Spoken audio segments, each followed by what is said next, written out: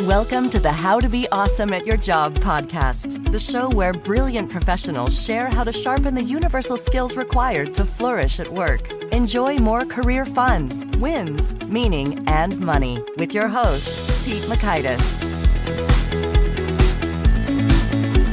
Hello, and thanks so much for joining us here for episode 576 with Rasmus Hougaard. Rasmus is one of the world's leading authorities on how you can beat distraction and get better mental resilience going through mindfulness. You'll learn, 1, why we get distracted by the news and how to curb the impulse. 2, the quantifiable benefits of mindfulness. And 3, the small habits that build great resilience. So if you want to check out the show notes or the transcript or the links to items we've referenced, drop on by awesomeatyourjob.com/EP576, and you can access those goodies that way. Now, here's Rasmus's story. Rasmus Hougaard is the founder and CEO of Potential Project, the global leader in building mindful leaders and organizations by enhancing performance, innovation, and resilience through mindfulness. He is the author of 1 Second Ahead, as well as The Mind of the Leader, a bestseller published by Harvard Business Review. In addition, he writes for Harvard Business Review and Forbes and lectures at the world's leading business and executive education schools. Big thanks to Rasmus for sharing his wisdom with us, and big thanks to our sponsors. Check them out.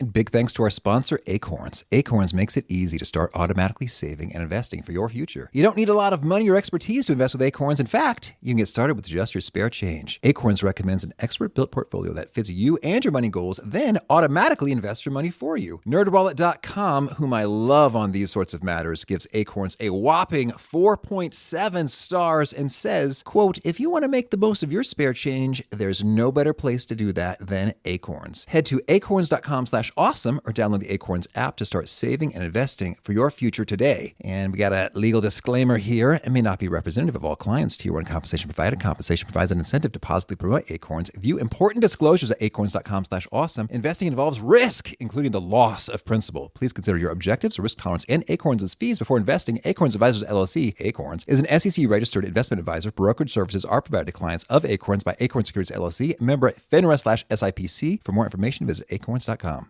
One sponsor to check out is Harvard Business Review. This brilliant magazine, published at hbr.org, is the leading destination for smart management thinking. Fun fact, HBR has been mentioned in 108 episodes of the show. That's because HBR has great stuff that comes up often. They've got explainer videos, podcasts, real-world case studies, and much more. I think of HBR each night that I put on my special orange glasses. Their article, "Will Blue Light Glasses Improve Your Sleep?" revealed that those who wore them reported better sleep and a 7% improvement in work performance as compared to those who wore the sham glasses. So I cite HBR anytime anyone tells me that I look silly wearing them. Now, much of HBR's content is available for free when you sign up at their site. Subscriptions that get you unlimited content cost $10 a month. If you visit hbr.org/subscriptions and enter the promo code AWESOME, you can save 10% off of that subscription. Again, to save 10% off of your HBR subscription, go to www.hbr.org/subscriptions and enter the promo code AWESOME. Here is Rasmus. Rasmus, thanks for joining us here on the How to Be Awesome at Your Job podcast. Pete, thank you very much. It's a pleasure to be here. Well, I'm intrigued. So right in your bio, you live in both Copenhagen and New York. Can you tell me, how do these nations contrast? Well, these cities. The cities and the nations, the cultures contrast. Yes, well, I have a very fast rowing boat, so I'm just going across the Atlantic every Wednesday. No, that's not true, of course. And I should just disclaimer, this was before the whole COVID, because the last, what is it now, 2.5 months or so, I've been based in Copenhagen. But yes, I have a house in New York and a house in Copenhagen, but I'm honestly spending most of my time everywhere else, so I travel a lot of the time. So in the US versus Denmark, what would you say are some of the key cultural differences? Anywhere you go in the US, people are smiling and being really happy and like kind, open. In Denmark, and with all respect from my own nation, people will look at their feet when you meet them for the first time. And it'll take like 2 years before they say hi to you. So that's probably one of the bigger differences. Okay. Well, it's a good thing that you're an expert on mindfulness and resilience. So that doesn't get you down. And I guess you're just accustomed to it. So I was reading your recent piece in the Harvard Business Review. And there's so much good stuff in there I want to dig into in some more detail. So can you tell us how the science behind how constant bad news puts our mind in a natural place where we get distracted? Like, what's that mechanism or link? Yeah, that's a great question and something that probably most people experience right now. So when we come under stress, when we basically become anxious because of like a crisis that we're experiencing now with both our health and our financial situation under risk or under attack, the fight flight part of the brain, which is a very old part of the brain, kicks in. And we basically start to look for all the threat. We start to look for all the changes in the environment. And that in itself makes us incredibly distracted. So that's why we check the news more often. That's why we are binging on social media. And yeah, that's how the brain works. Yeah, I love that's pretty simple and succinct there in terms of, I guess I before got how, yeah, okay, fight or flight, you get kind of nervous and there's cortisol and you see a threat and you're amped up. But then naturally to scan for threats in modern times means check the news, check the social media, check the text, like what's the new thing that's gonna, I have to be aware about and defend myself from. So that's very clear. Thank you. So then your study, you said that recently you saw that 58% of employees reported an inability to regulate their attention at work. Tell us, how did you conduct this research and when did it happen and what's the story? So we have around 600 global companies we work with, and we do a lot of research on their employees and their leaders. This specific study, we were out and using technology through the phone to basically measure where is their mind at random points during the day. And what people then have to say is, oh, I was on task, I was off task. And what we see is just that most of the time, we're just not on task. As you said, it's more than half of our time. We're really not paying attention to what we're doing, whether we're in a meeting or reading a report or trying to do an email. We're not there. Well, not no, so and not to like dig super deep into your details, but I'm going to a little bit. So we say on task. I think sometimes the task at hand is resting. Like I am deliberately daydreaming, taking a walk around the block, getting a cup of coffee. How do we account for that? Right, that's a good question. If, as you said, you're deliberate about letting your mind wander, then you're on task. Okay, good. If you're going for a walk and you are actually present with going for a walk, you're on task. If you're going for a walk, wanting to go for a walk and just rest, and you just can't help ruminating over the latest, let's say, plummeting stock market news, then you're off task. All right. Does that make sense? Very clear. Well, so then that 58%, so the majority of us are off task the majority of the time. Is that fair to say? Unfortunately, yes. All right. And this has been the case prior to the coronavirus, and it's gotten worse, or do we have a comparative situation? This was prior to the coronavirus, and it has certainly gotten worse since then. We don't have the data yet. We will be getting that in a few weeks. But the preliminary studies that we have done is staggering. First of all, that people, and this is specifically leaders, just have such a hard time being focused. And the second thing is that the distractions that they have are 89% of them are negative. So just imagine you're distracted most of the time, and 89% of your distractions are negative, bringing you into a negative emotional state. It's awful. I mean, it is. We are moving directly to a major mental health crisis right now. All right. Well, so then I'm not going to pin you down on a precise figure, but with these preliminary studies, like kind of ballpark, how much worse are we talking about? I think it's probably from the 58 that you talked about, and probably around 65 to 75. That's a percent of people or percent of the time? That's percent of time for people in general. All right. Well, so there we go. We framed up the situation. Thank you. Very starkly. All right. So what do we do about it? What do you recommend? Here we are. What should we do? Yeah. I think there are a few things that we need to do. First of all, we need to learn to manage our mind. We can't manage our mind. We really can't manage where it's spending its time. We can't take a walk when we're taking a walk, and we can't be focused on a meeting when we need to be focused on a meeting.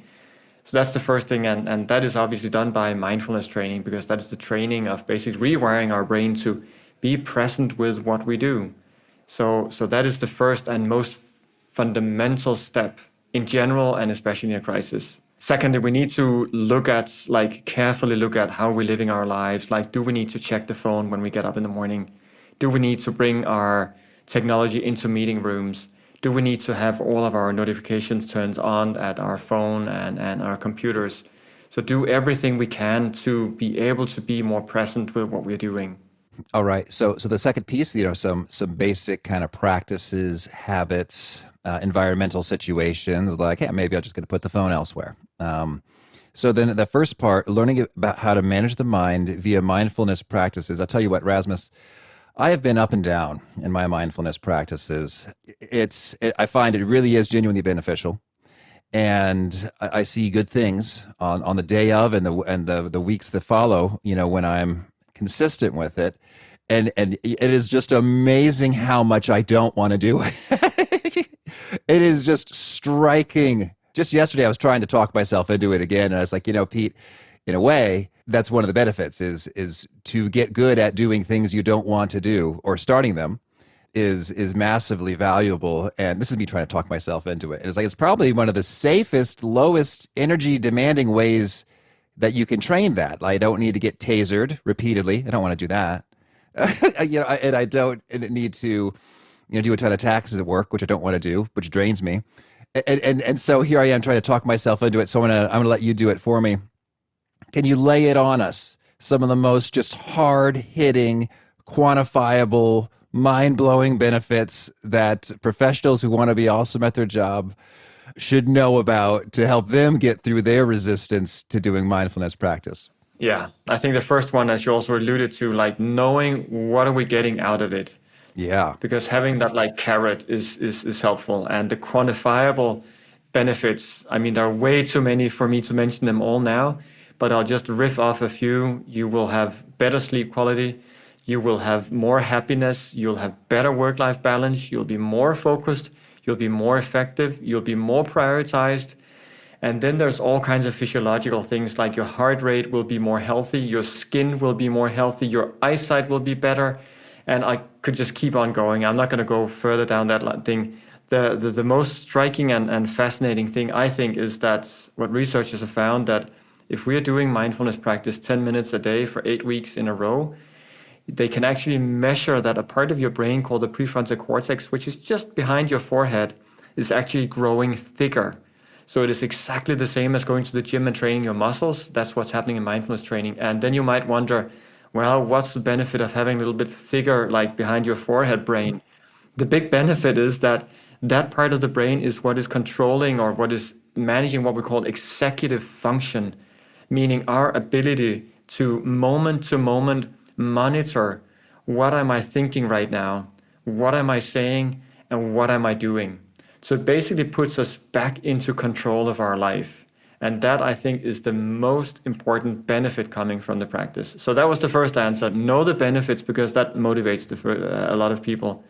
But then there are a few tips on like how then to do the practice, because sometimes just knowing the benefits is not going to be enough. So we can talk a bit about that if you want to. Oh, yes, please. Well, yeah, I want to hit the tips. And if I can just get a little bit. All right. So can you give me some particulars about better sleep and more effectiveness? Because those, what I find compelling about those, I'm just such a numbers dork, is just like, all right, Pete, this is like ROI stuff. It's like, if I gain more minutes than I invest, then I am just a fool, for not putting in those minutes, because it's like getting free resources, like someone dumping a bag of money into my lap. So can I hear about the sleep and the effectiveness? Absolutely. So I can give you a few different numbers here. First, I'll talk about the work that we do ourselves, just because that's what I'm most familiar with, and where we do pretty thorough research. On average, the people that we work with, and we've worked with around 300,000 people so far from different companies, on average, they get a sleep quality that is, in their own experience, 36% better. That means they fall faster asleep, they wake up fewer times, and they get into deeper sleep. So that's pretty significant. In terms of effectiveness, depending on how you define effectiveness, there are a few factors of that. That is the ability to stay focused on task. There's the ability of prioritizing the right thing. And then there is the ability of having the awareness of reprioritizing when you need to. And out of those factors, again, our clients have an average increase of 40%. So it's pretty significant. then you may think, oh, Rasmus, he's just, touting his own horn and all that. But other study done by Harvard and Stanford are coming to more or less the same numbers. So this is quite impressive. Ooh, now you're getting me there. So when it comes to prioritizing, a 40% increased ability to prioritize, well, I'm a huge believer in the 80-20 rule and how indeed certain things are 16 times as important as others. So if I can be doing those things 40% more often, well, then that's just massive. So, okay, thank you. I will be returning to your words frequently when I am resisting. So, yeah, now let's get into the how-to. If we want to start training the mind, how do we get that going? Yeah, very good. So a few things that you can do if you want to actually adopt the practice is, first of all, like the hygiene stuff. Make sure you have a place that you do it. Make sure you decide for yourself what time of day. Make sure you decide how long time you want to do it. And a few tips that works best for most people is 10 minutes a day in the morning, and the place, whatever place in your house that is most conducive, so most quiet. And there are no perfect places. So that's like the hygiene factors. When you have that, you create a habit of coming back to the same place, and it gets a little bit easier. Then the second thing is to just puncture the biggest illusion that people have around mindfulness practice, which is the illusion that I'm going to practice mindfulness so that my mind will be calm and serene and beautiful, and I will never ever be distracted or unhappy again. That is more or less the unconscious idea that many of us have around this practice, and that is such a mistake, because the human brain is wired for distraction. It is basically, through evolution, made to look out for movements and changes in environment to save us from a saber-toothed tiger that's about to attack us. So that means we are distracted all the time. If we see that as a failure, because we believe that we should be serene and clear and calm, we're going to feel so discouraged because we're going to feel like we're failures. So first of all, just letting go of that illusion. It is called mindfulness practice, not mindfulness perfect, because it's a practice and it's something we do again and again and again, and then we become a little bit better, but we never get the serene mind. Bring some joy and pleasure into the practice. Many people find it or think that now I'm sitting and I have to focus, and like their eyebrows go together and their face is frowning a little bit because it's serious business now, I have to focus. Let go of all of that. I mean, seriously, the rest of the day, people are busy and running around and attention all over. These are the 10 minutes you give yourself every day. So give yourself a break and just enjoy it. Just enjoy sitting with that breathing, how wonderful it is to sit and breathe. So invite a sense of joy into the practice. And the last one, really short, it is not a failure to drop off one day. It is only a failure if you then do it the second day. So it's okay not to do it every day. But if you decide you want to do it like 14 days in a row, if you drop off one day, no problem. Don't judge yourself. Just remember the next day, get back on the horse again. So after 2 days, we should judge ourselves? Maybe. Well, and so I guess I'm curious, is the underlying thought for that recommendation about sort of the research on habit acquisition and maintenance, or kind of what's behind the 1 day versus 2 day guideline?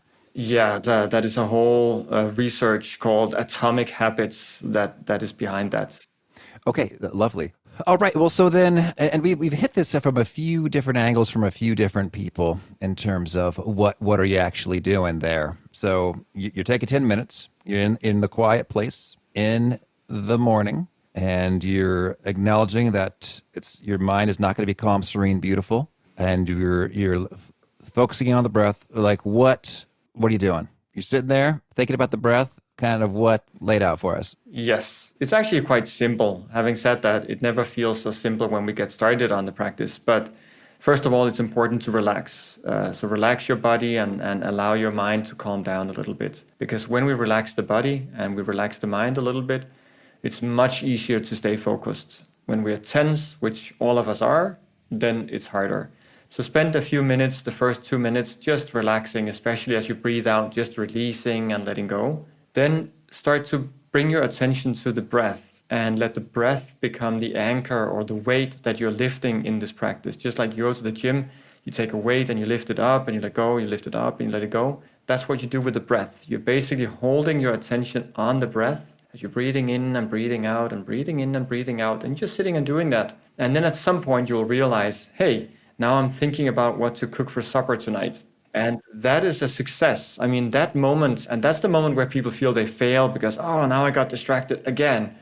But that moment is actually not where people got distracted, because the distraction has been going on for a while.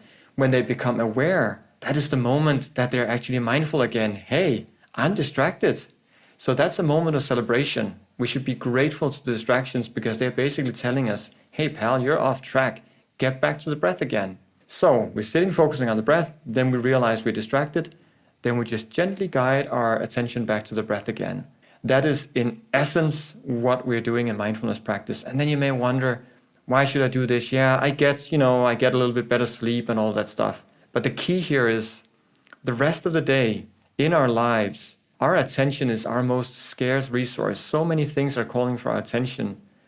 And by training our focus, we are more able to pay attention to what we need to. And then when in daily life we're sitting in a meeting or doing an email and we're getting distracted by notifications or people talking or just our own ruminating mind, we have the awareness that we also trained in mindfulness that helps us to come back again. So this skill of training focus and awareness helps us basically to be more effective at work, to be higher performing, to spend less time on doing more work. That's in essence what it is. All right. Well, so well said. Thank you. I'm digging it. So then we've talked about the mindfulness practice and then the benefits and how that is quite worthwhile, and then what you actually do. I'm curious, are there additional practices when it comes to building resilience and our ability to cope with these difficult times beyond sitting and breathing that you would recommend? There are definitely a few things that are helpful, and some of them are obvious. Just to cover off the basics, sleep is by far the most important for our well-being. So make sure you get enough sleep. But that's just, we all know that. Getting a little bit of movement is helpful and get good food is helpful. But we all know that.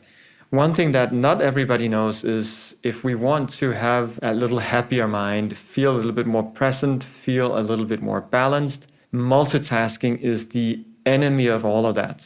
So stopping to multitask, and that's a whole chapter on itself that we can talk about. But multitasking is the mother to all evil when it comes to performance, well-being, connections with others, and you name it.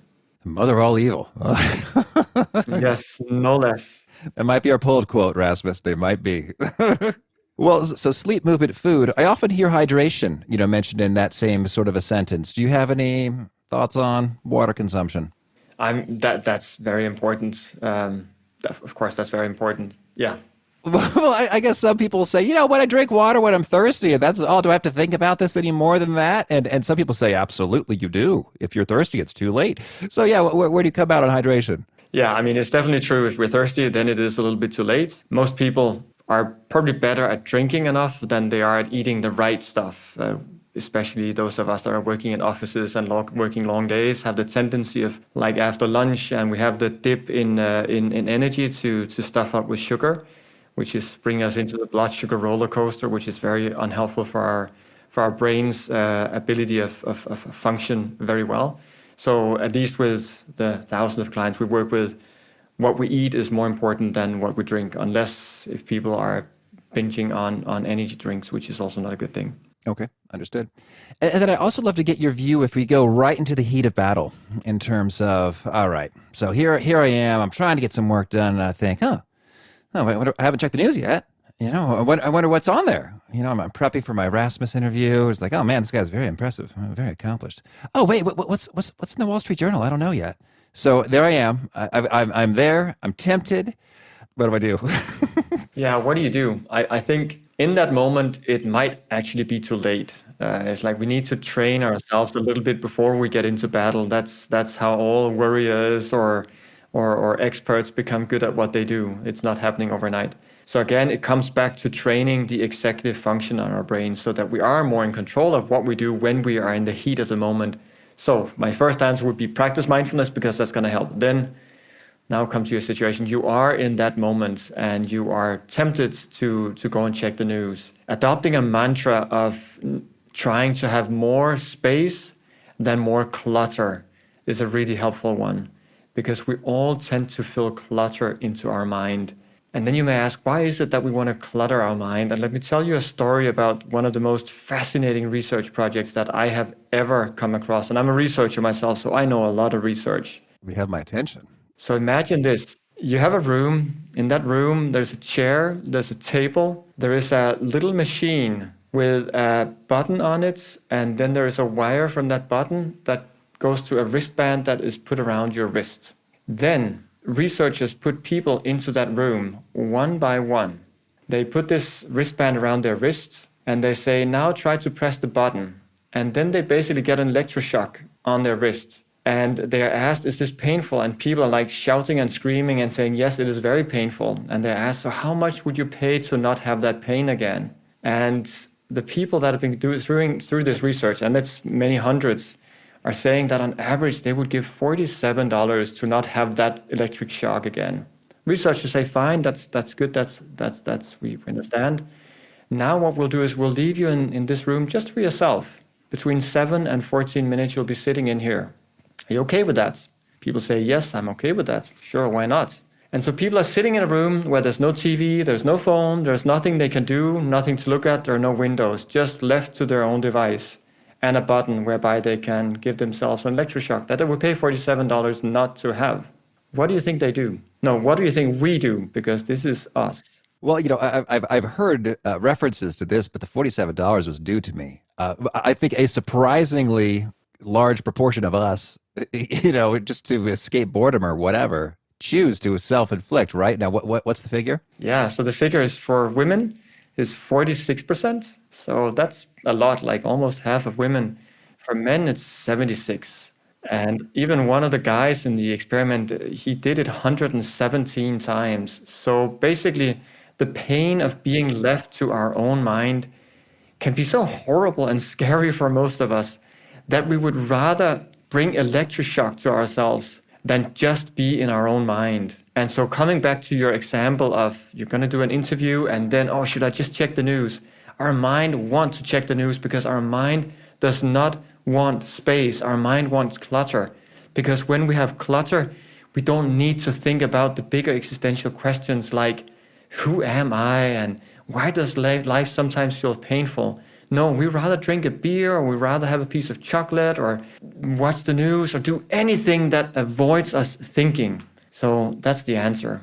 All right. Well, that's powerful stuff. Thank you. Rasmus, tell me, anything else you want to make sure to mention before we hear about some of your favorite things? I would say in the crisis that we're in right now, and this is just a heartfelt recommendation to people, is to really give themselves time and space and avoid just cluttering the mind, because we need it more than anything else. We really need space to recalibrate to a new reality and not to get so anxious as most of us are. So give yourself space, and a mindfulness practice is really going to help. So that would be it. Thank you. Well, now could you share with us a favorite quote, something you find inspiring? A favorite quote would be Mark Twain saying, I have experienced many terrible things in my life.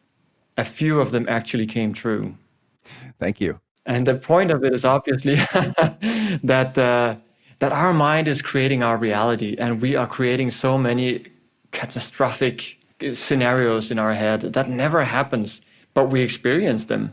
And especially in a crisis like now, the crisis is not half as bad as our minds are making it. Okay. And how about a favorite book? William James wrote a book that is where the most big quote in there is, what you attend to in this moment becomes your reality. So this idea that our mind is like a torchlight, what we point our attention to is what becomes our reality, and we don't see everything else. And if that's really true, which I think it is, that means if we point our attention to the right things, we can actually create our reality by pointing our attention to the right things. We can create a really beautiful world and a really great life if we can manage our attention. All right, thank you. And how about a favorite tool, something you use to be awesome at your job? I think OneNote. OneNote really helps me to structure everything so I don't need to have it in my head. And is there a particular nugget you share that you're known for? People quote it back to you often? I am known for, I guess, a few things. All of my colleagues have a favorite joke about me. When I started the company about 14 years ago. Bringing mindfulness to corporations back then was just so far out. Like nobody were interested in that. That's very different nowadays. Back then, so few people actually wanted it that I had to go dumpster diving with my kids to actually have food on the table at home. No kidding. That's something my colleagues like to talk about. Wow. Well, that is commitment. Those are great times. Yeah, I had moments of being broke as an entrepreneur in my early days, but that is significantly more dramatic. Wow. Well, I'm glad you stuck with it. Thank you. I think that my learning from that was, which I would share with anybody, like be at the very low point. I mean, in terms of finances, teach you that you can live on nothing. And when my wife and I and our kids, we look back at that time, we were incredibly happy. Life was so simple and it was so beautiful. And while now life is very different, we have everything we need and much more than that, I don't have the same contentment and ease as back then. So I wouldn't be sad to go back to that. I probably wouldn't want to dumpster dive, but just have a little bit more food than we had back then. So I wouldn't worry about it. All right. Thank you. And if folks want to learn more or get in touch, where would you point them? Go to our website. I think potentialproject.com is probably the best place.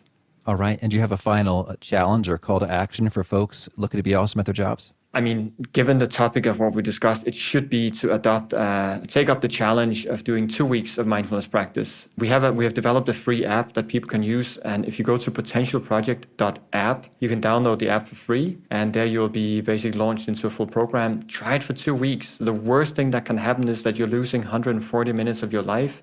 But best case, and that's going to happen for the majority, and we have worked with hundreds of thousands of people, so I know, best case is you will feel more balanced, you'll feel more joy, you'll sleep better. There's so much to gain, so little to lose. So adopt the daily mindfulness practice.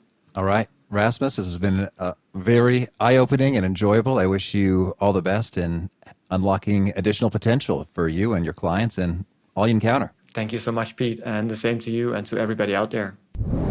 I really had some fun in this conversation with Rasmus, and you could almost hear, I don't know, maybe my desperation. It's like, okay, you're the guy. Convince me. And I think it worked. I've been pretty consistent with my mindfulness practice, and I've done some more minutes. I've been playing around this time with the Insight Timer app, just because I like how it has a lot of free stuff, and I can customize the timer to give a little wood block every couple minutes, just to be a reminder like, oh, hey, remember what you're doing here? As well as a little dong, I guess singing bowl sound at the beginning and end. So you can have a lot of free stuff there at Insight Timer, that app. Yeah. But anywho, what I've discovered is that I have been better able to resist the urges of checking news and email. And even more particularly, I find that sometimes my brain goes into, just like starts arguing with people who aren't there sometimes. Like I see something and I think, oh yeah, but someone might have a problem with that. It's like, well, if they say this, I'll say that. What if they say this, then I'll say that. Oh, but if they get really weak, And so it's like I'm having this imaginary argument that's probably not ever going to happen. It's not like a productive preparatory, mental rehearsal. It's just I'm getting riled up for nothing. But then when I do the mindfulness stuff, it's easier for me to say, oh, I see what's going on here. I'm just going to go ahead and return to what I was doing. So good stuff from Rasmus. He convinced me. Hope he convinced you. The show notes, the transcript, the links to as we've referenced are at awesomeatyourjob.com/F576. If you haven't already, I hope you'll push subscribe. You'll catch our next guest, Kevin Eichenberry. He is a renowned leader when it comes to leadership remotely. How to do it optimally. Hope you catch you there. And peace. Thanks for listening. To get the most out of the show, we recommend 2 key things. First, check out the extra resources at awesomeatyourjob.com. You can find this episode's transcript and links, as well as the perfect episode for your situation. You can search the full text transcripts of hundreds of episodes or explore episodes tagged by topic and competency covered. Second, subscribe to the podcast and get future episodes automatically. You can subscribe by telling Siri and several other smartphones and speakers, subscribe to the How to Be Awesome at Your Job podcast, or by tapping subscribe in your podcast player of choice. If you'd like some extra help figuring out podcasts and how subscriptions work, visit awesomeatyourjob.com/subscribe for guidance. Hope to catch you on the next episode of How to Be Awesome at Your Job.